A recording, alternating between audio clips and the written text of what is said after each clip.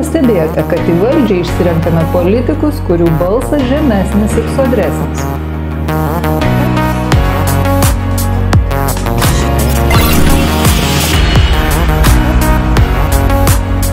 Šiandien aiškinamės, kiek tiesos slypi teiginyje, kad mintys lemia tikrovę ir kad gauname tai, į ką susitelkime.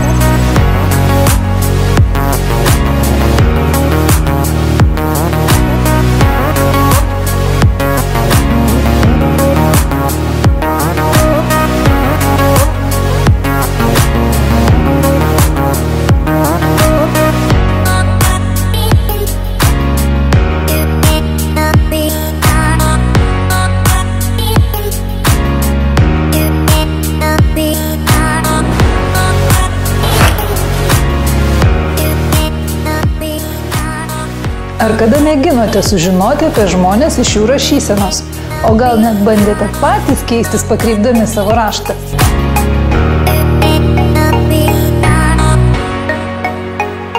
Tad kokiasgi paslaptis saugo mūsų rašyseną?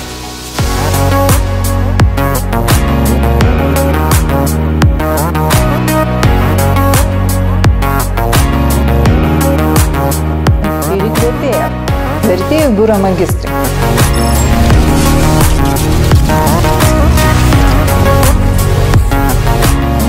Kasgi juose slypi? Kokia jų gajimo paslaptis?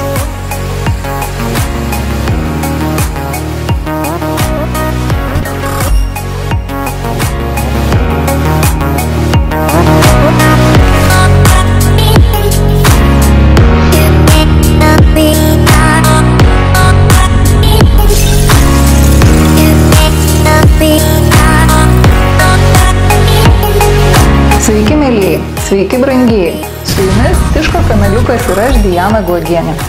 Šį kartą apie profesinės kalbos ribas. Kur ir kiek jos vartoti, o kada nustoti ir kodėl.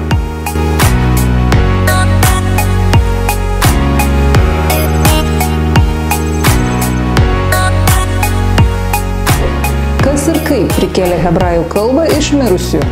Kas ir kaip jie pirmieji prakalbo savo namuose?